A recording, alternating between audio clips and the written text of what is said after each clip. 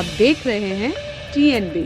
केंद्रीय कर्मचारियों के लिए बड़ी खुशखबरी है, क्योंकि केंद्र सरकार ने उनके महंगाई भत्ते में बढ़ोतरी दर्ज कर दी है और इसी के साथ TNB की खबर पर भी मुहर लग गई है।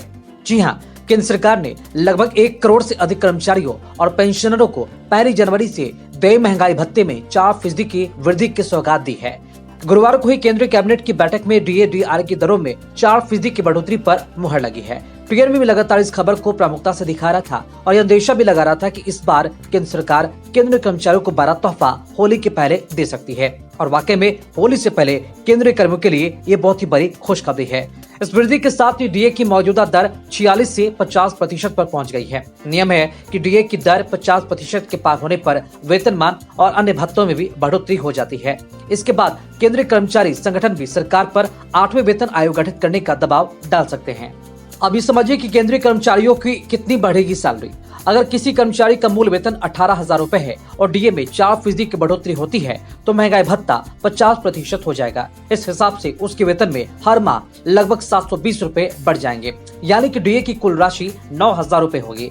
जिन कर्मियों को मूल वेतन 25,000 रूपए है तो उन्हें प्रति माह 1,000 रूपए का फायदा होगा।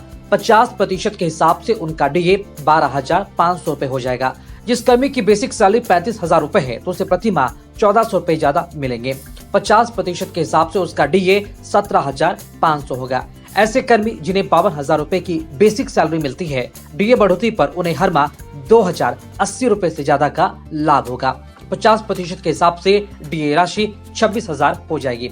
इसके अलावा 70,000 रूपए की बेसिक सैलरी वाले कर्मचारी को लगभग 2,800 रूपए का फायदा होगा। 50% के हिसाब से DA की राशि 35,000 रूपए होगी।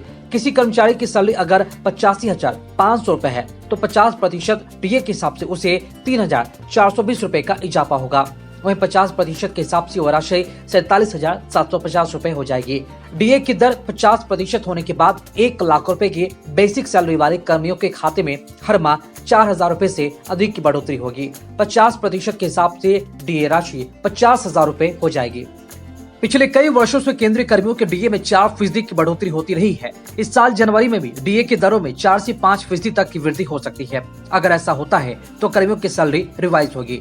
वेतन के अलावा उनके कई भत्तों में भी 25% तक की बढ़ोतरी की जाएगी। बतौर श्री कुमार केंद्र सरकार को 8वें वेतन आयोग का गठन करना होगा। 7वें वेतन आयोग ने सिफारिश भी की थी कि केंद्र में पे रिवाइज हर 10 साल में ही हो। यह जरूरी नहीं, इस अवधि का इंतजार करने की आवश्यकता नहीं, यह पीरियोडिकल भी हो सकता है। हालांकि वेतन आयोग ने इसकी कोई स्पष्ट परिभाषा नहीं दी है, कब और कितने समय बाद वेतन आयोग गठित होना चाहिए। ऐसे खबरों में बने रहने के लिए देखते रहिए TNB। साथ ही हमारे वीडियोस को लाइक करें, शेयर करें और हमारे YouTube चैनल TNB को सब्सक्राइब करना ना भूलें। इस वीडियो को अगर आप Facebook पे देखें तो हमारे Facebook पेज को फॉलो करें और लाइक करना ना भूलें।